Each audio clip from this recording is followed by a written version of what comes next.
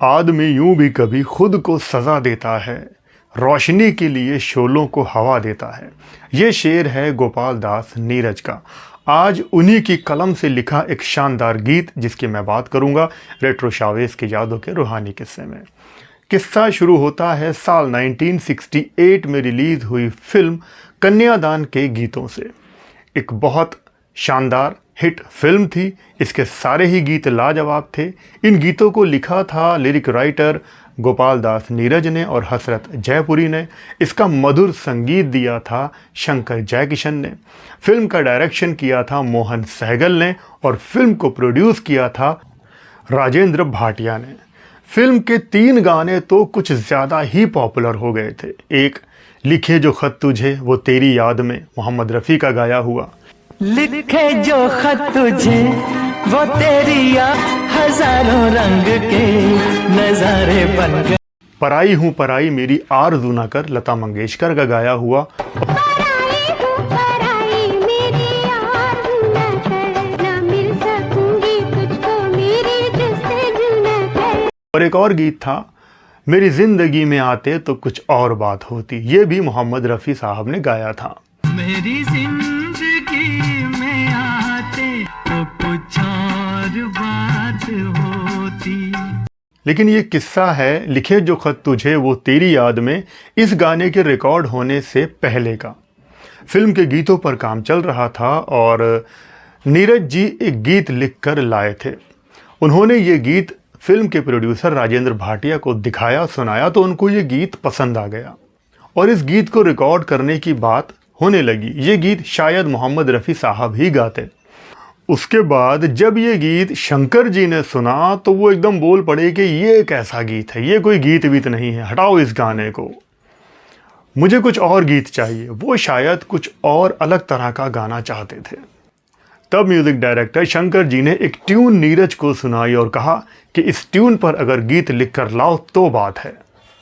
लेकिन नीरज जी का कहना था कि जो गीत वो लिख कर लाए हैं उसमें कमी क्या है, इतना अच्छा गीत तो है ये।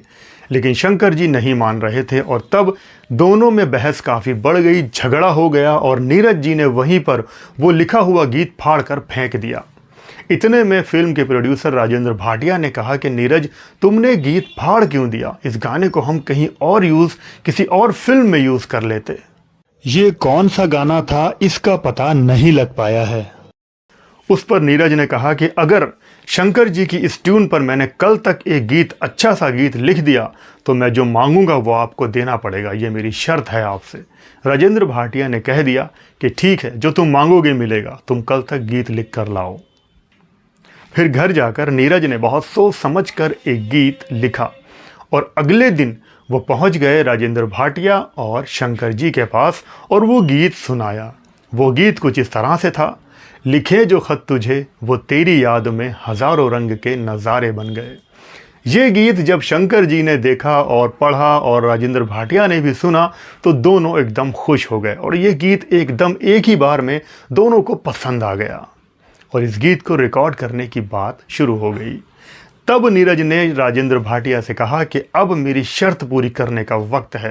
राजेंद्र भाटिया ने कहा कि तुम्हें क्या चाहिए। नीरज ने कहा कि आपके पास जो गाड़ी है उसकी चाबी मुझे दे दो, मुझे वो गाड़ी चाहिए।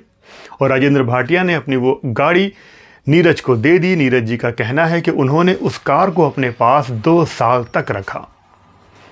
फिर उसके बाद मोहम्मद रफ़ी साहब को ये गीत बताया गया और उन्होंने अपनी मखमली दमदार आवाज़ में इस गीत को कुछ इस तरह से गाया कि ये गीत सुपर हिट बन गया। सवेरा जब हुआ तो फूल बन गए, जो रात आई तो सितारे बन, लिखे जो खत तुझे। मोहम्मद रफ़ी साहब की गायकी, नीरज जी के बोल, शंकर जयकिशन जी का शानदार म्यूज़िक और शशि कपूर जी की और आशा पारिक की एक्टिंग इस गाने में देखते ही बनती है। और ये गाना हिट होने के बाद नीरज और शंकर जी की भी आपस में दोस्ती हो गई थी, सब कुछ ठीक हो गया था।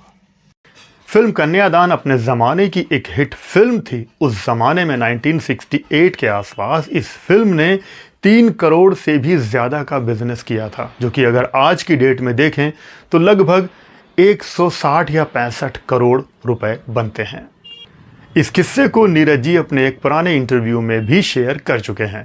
तो ये इन्फॉर्मेशन आपको कैसी लगी मुझे ज़रूर बताना, और कन्यादान में आपको कौन सा गीत सबसे ज़्यादा पसंद है ये भी कमेंट करके ज़रूर बताना।